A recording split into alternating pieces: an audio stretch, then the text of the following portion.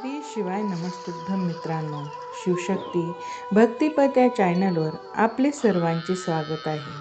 पाडवा दीपावलीनंतर भाऊबीज, बहीण भावांचा पवित्र बंध आणि आनंदाचा दिवस. पाडवा हा दिवस भाऊ बहिणीच्या प्रेमाचा आणि आशीर्वादाचा खास उत्सव आहे. दीपावलीच्या आनंदानंतर हा दिवस नाते आणि प्रेम जपण्यासाठी साजरा केला जातो.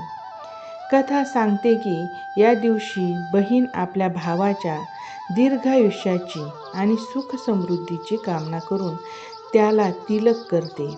भाऊही आपल्या बहिणीच्या सुरक्षिततेची आणि आनंदाची भावना ठेवतो. आजचा दिवस केवळ सण नाही, तर नात्याचा गोडवा, आदर आणि प्रेम जपण्याचा संदेश आहे. हा बंध सदैव मजबूत आणि पवित्र राहो हीच इच्छा. पाडवा आणि दीपावलीच्या शुभेच्छा. शिवकृपा सदैव तुमच्या कुटुंबावर राहो. हर हर महादेव. धन्यवाद. आवडल्यास लाईक करा, शेअर करा, सबस्क्राईब करा.